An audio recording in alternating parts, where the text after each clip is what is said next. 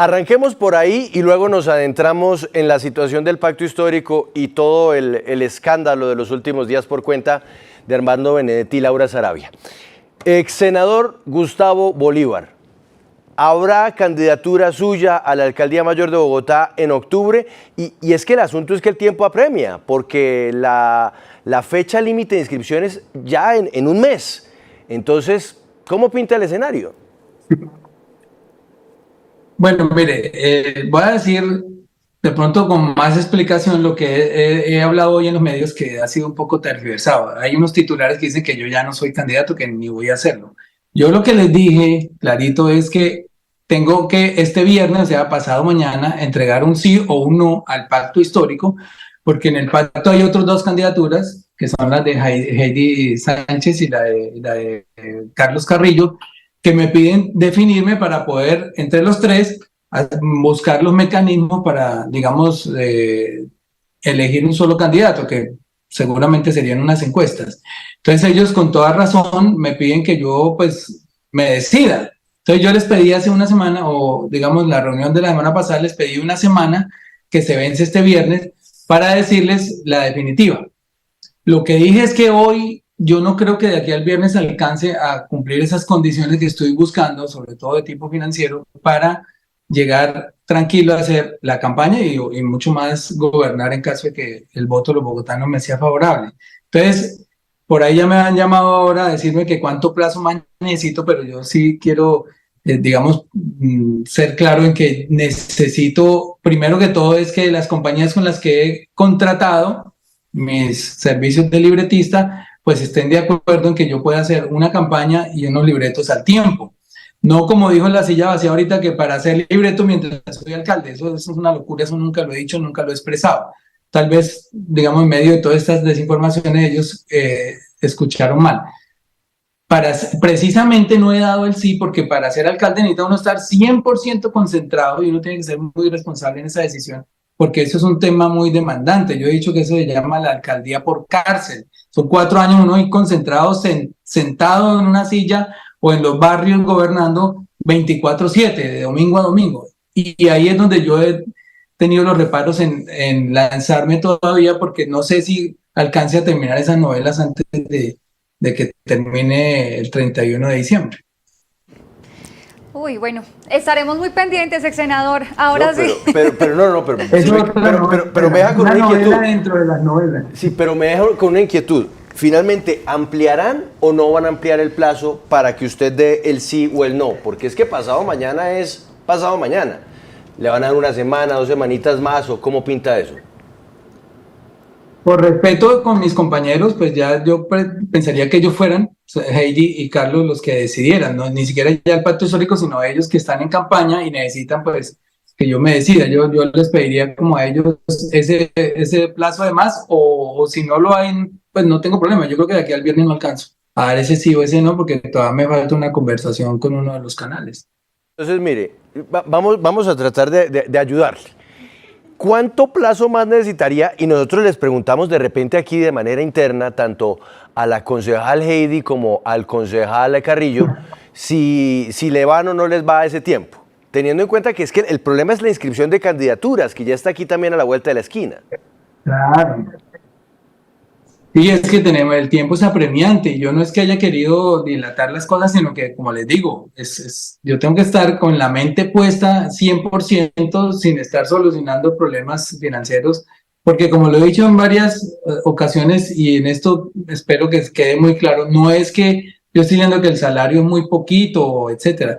Lo que pasa es que por las cosas que conseguí en mi vida, yo tengo unos impuestos muy altos que pagar anualmente, y yo necesito, antes de irme a la alcaldía, tener ya ese dinero para pagar esos 4 años de impuestos, que es harta plata, ustedes ya saben. Que no, obviamente el sueldo de alcalde, tal vez otras personas no tienen esas propiedades o esos negocios que yo tengo y paguen menos y seguramente les alcanza. Yo no alcanzo, entonces yo tengo que llegar allá con el billete para tenerlo ahí en la caja y no tener que ir a entregármele ni a los contratistas, ni mucho menos echarle mano al erario, que eso es una cosa que yo en mi vida haría. Pero entonces, ¿cuánto tiempo necesitaría extra? una semana más, 2 semanas más, llevarlo hasta finales de junio. No, máximo, yo creo que otra semana más porque pues ellos también necesitan definiciones. Yo tampoco puedo seguir retrasando al pacto histórico en ese deseo de tener un candidato o una candidata.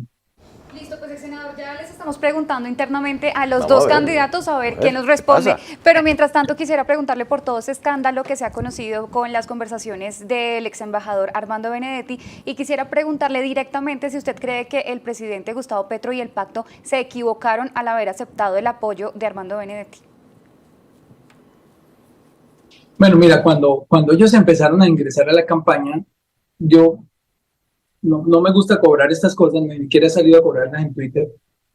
Yo me opuse, porque en el fondo uno sabe que son dos maneras muy distintas de hacer política y dos maneras, y además ideológicamente distantes.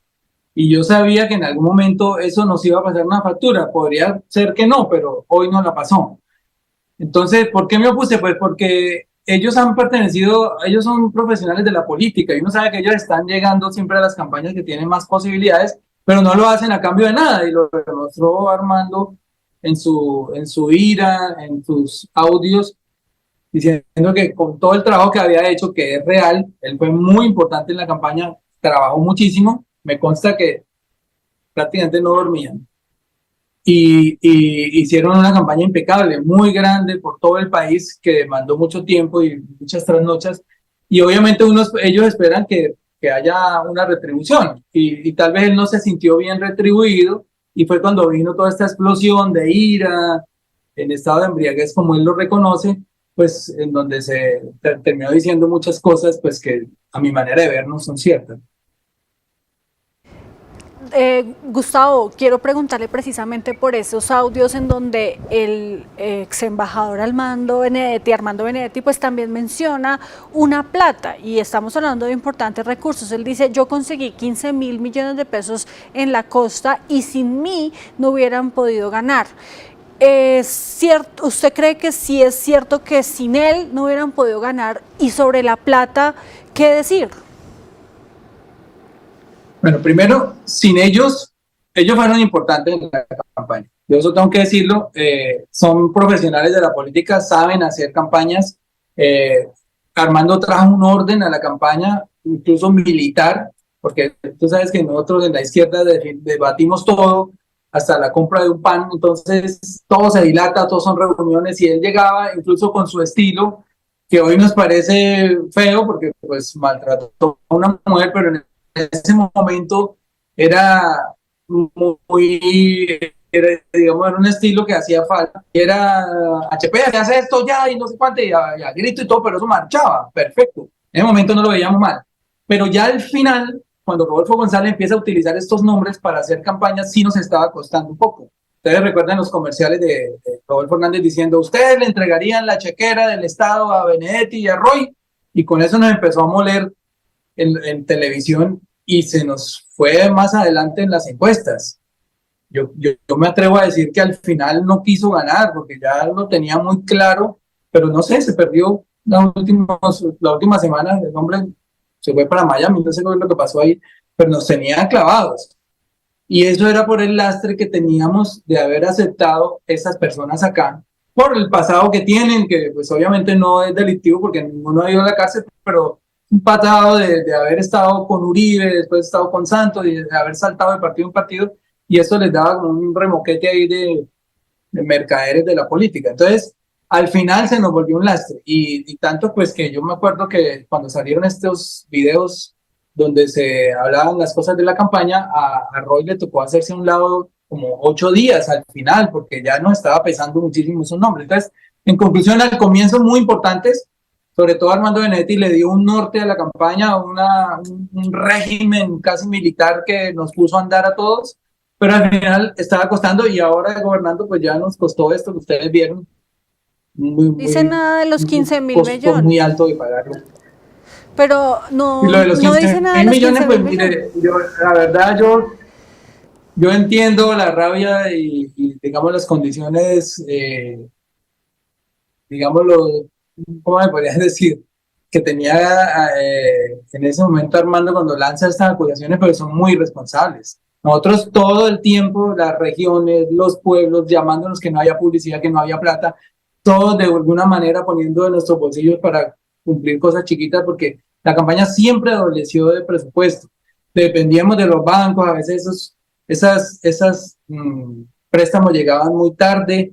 Muy difícil fue hacer esta campaña. Para decir que 15.000 millones, que eso es una suma gigante, aparecieron de la noche a la mañana, entonces él tiene que salir a decir quién los dio, a quién se los dio, cómo los entraron, de dónde provienen esos dineros. Yo creo que él tiene que, ya por eso yo creo que él vio que se le vino el mundo encima y sale a retratarse, a decir que lamenta haber dicho todas esas cosas en estado de embriaguez y de ira, pero es tarde porque ya hay demandas andando en la comisión de acusaciones, en la fiscalía, entonces, y está en el Consejo Nacional Electoral. Entonces él tiene que salir a mostrar esas pruebas. Yo lo invito a que muestre esas pruebas. Los que conocemos a Petro sabemos que él jamás, pero jamás se prestaría para hacer un ilícito. Lo hemos visto rechazando ofertas, propuestas, dineros que no saben de dónde vienen o de dudosa procedencia. O sea, nosotros estamos muy tranquilos de que en el momento en que la justicia lo requiera y que es ya, pues se van a presentar las cuentas como se hicieron en la campaña. Reparos que usted expresa frente al ex embajador Armando Benedetti, ¿usted le cree a Laura Sarabia? Mira, yo creo que ambos han cometido errores, pero yo pienso que Laura, aparte del maltrato al que fue sometida, que vimos todos, que fue inclemente, además un maltrato que no merece ninguna mujer, tuvo una inexperiencia, pero que también tenemos que pagar, porque es que saltar de una UTL a manejar ya, digamos, una casa presidencial, incluidos los ministros, era una responsabilidad muy grande. El presidente en su sabiduría sabrá por qué se la otorgó. Nosotros creemos que ella se lo ganó. En Frank Khalid, yo incluso, lo dije hace poco, yo la alcancé a felicitar, le dije, Laura, lo estás haciendo muy bien, me gusta tu prudencia, me gusta el orden que está llevando, y eso era lo que nosotros pensábamos de ella.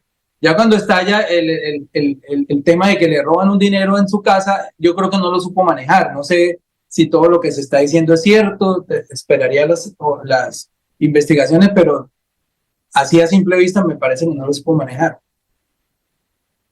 Sobre eso, ¿usted confía en las investigaciones de la Fiscalía?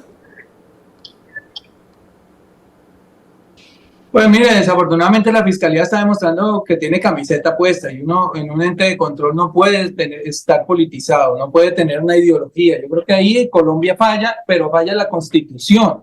De hecho, yo pasé proyectos que ya se hunden este mes porque nunca les dieron tratamiento, y uno de ellos era que el fiscal no lo eligiera de una terna del presidente, porque el presidente manda 3 amigos, entonces cualquiera que gane es amigo. Yo gano con cara, gano con sello, si la moneda queda parada también. Lo mismo el procurador y lo mismo el contralor. El Congreso no puede seguir eligiendo el contralor y el procurador. Y hoy, ¿qué vemos? Pues que los entes se politizan. Y hoy, digamos, toda esta campaña que se está esgrimiendo contra Gustavo Petro tiene también ese objetivo de que él no elija al fiscal. Y eso es muy difícil porque eso es lo que dice la Constitución. Queremos cambiarla, tampoco lo han permitido. Ahí está el proyecto, que el fiscal se elija por un concurso de mérito, que lo dirijan las universidades, pero sí es aberrante que un presidente elija fiscal. Yo creo que cuando el fiscal salió a decir es que yo no soy empleado de Petro, yo dije, bueno, de Petro no es de Duque.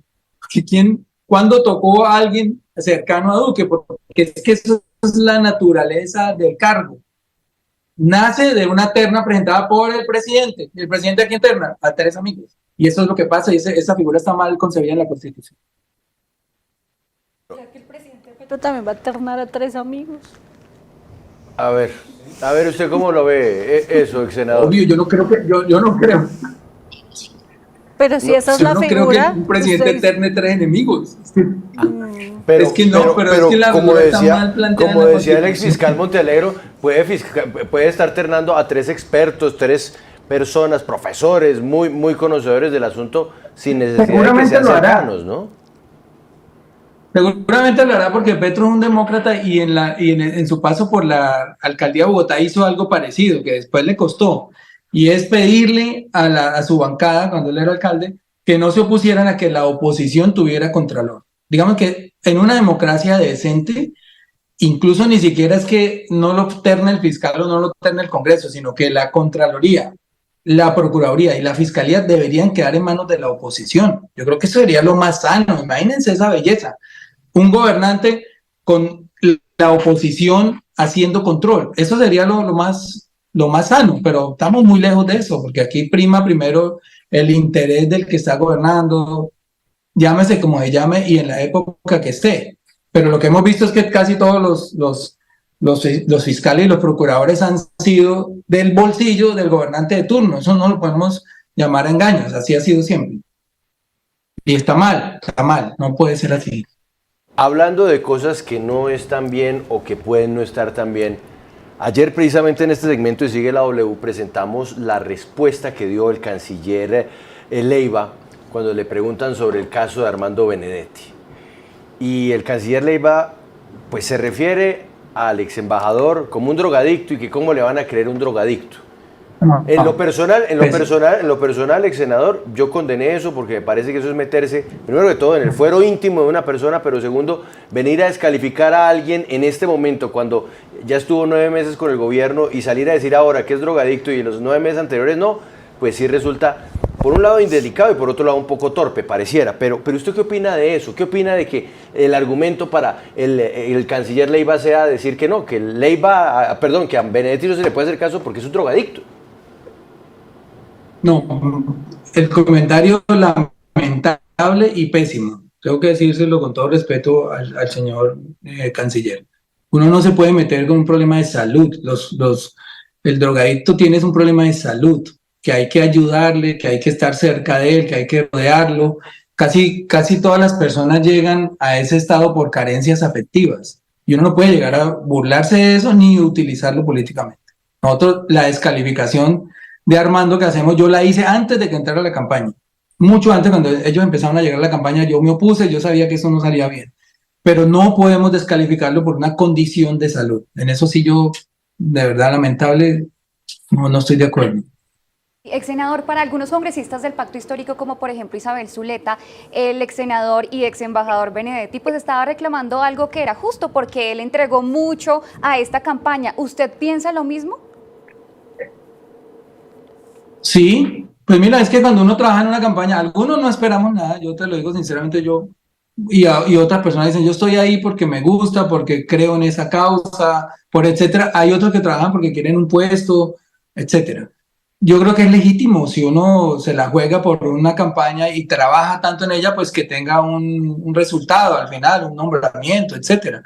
Y yo creo que no sabía que él estaba inconforme con lo de Venezuela, me parecía que tenía un muy buen protagonismo un embajador de Venezuela, incluso en ese momento más que el de los mismos Estados Unidos, tenía más protagonismo porque uno de los objetivos del gobierno era reabrir la frontera, restablecer las relaciones comerciales con Venezuela, y eso tenía un protagonismo grande que se hizo bien y que él lo tuvo. Entonces yo vine a saber que él estaba descontento con esa embajada, fue ahorita cuando escuché los chats, las conversaciones.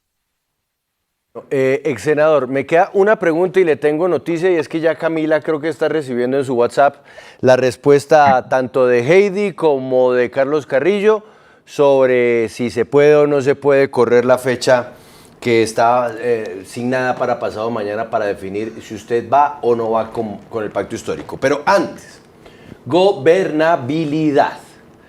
Esa ha sido la palabra, digamos, que ha estado en la boca de todos los analistas y sobre todo de todos los políticos en los últimos días por cuenta del escándalo.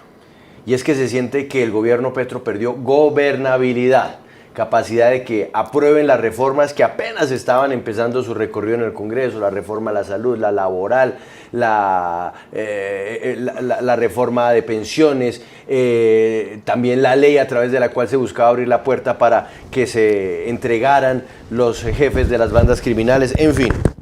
¿Usted cree lo mismo? ¿Esta situación acabó con la gobernabilidad de Petro? Bueno, eso venía de atrás. Hoy, digamos, la gobernabilidad no está fácil, pero esa coalición se rompió mucho antes, digamos, hace un tiempo, más de 20 días o un mes, cuando los partidos conservador y de la U se fueron unos a hacer independencia y los otros a la oposición. Ahí se rompió la gobernabilidad y es muy complicada, porque al gobierno le ha tocado estar seduciendo como al de tal a algunos congresistas para conformar esas mayorías, y eso no nos da seguridad de que en la plenaria se aprueben las reformas. Hoy, por los tiempos, yo diría que este semestre no va a haber reformas. Tendría que pasar algo extraordinario o que las extras sean muy largas, etcétera, las que convoque el nuevo presidente, que a propósito lo eligen hoy. Pero yo siento que no hay el ambiente político, no hay los votos para sacar adelante la reforma. Entonces yo me he tomado el atrevimiento de pedirle al presidente que empecemos a ejecutar muchas de esos artículos que están ahí en ese proyecto, que no necesitan de reforma. En el caso de la reforma de la salud, por ejemplo, uno puede empezar ya a hacer territorio saludable, es decir, la salud preventiva, que él ya la desarrolló con tanto éxito en Bogotá, y llevar esos grupos de médicos, enfermeras, psicólogos a los territorios a preguntarle a la gente cómo está y a examinarlos. Eso funcionó muy bien y eso, por ejemplo, no necesita de reforma. Entonces yo lo que le digo, no nos detengamos más porque necesitamos que esto despegue y empecemos a hacer cosas que podrían hacerse con o sin reforma. Entonces, yo creo que esa va a ser la tónica del Congreso, del gobierno estos próximos 6 meses, y es que los ministros empiecen a llevar ya el bienestar a los territorios, independientemente si hay o no hay reformas, porque ya ustedes se dieron cuenta que no es fácil armar una gobernabilidad, sobre todo en un gobierno de izquierda, con partidos de derecha, y etcétera, que es lo que hemos visto en las últimas semanas. Ex senador, es que le recomiendo el primer segmento que tuvimos hoy en Sigue la W con una denuncia de Paola Herrera, en donde precisamente nos contó cómo al menudeo estaban entregando cuántos cargos en el Fondo Nacional del Ahorro al Partido Liberal. Pues han recibido 250 hojas de vida y han entregado 110 contratos, Juan. Imagínese. Al de tal, como dice. Al de tal, sí, al de tal, como usted. Y además Paola lo presentó con foticos y el cuadrito. Este senador entregó tantas hojas de vida, le dieron tantos. Este representante tantas hojas de vida, le dieron tantos. Al de tal, al de tal. Ex senador. Bueno, antes de despedirlo, Camila, ¿pudo usted conversar con ambos candidatos o precandidatos del Pacto Histórico interesados en representar al Pacto Histórico en la carrera por la Alcaldía Mayor de Bogotá y que podrían eventualmente pues estar buscando enfrentarse también a nuestro invitado, a Gustavo Bolívar, por la representación del Pacto Histórico? Sí, señor. Ambos me autorizaron mostrar estas conversaciones. Vamos a iniciar con la conversación que tuve con la precandidata Heidi Sánchez.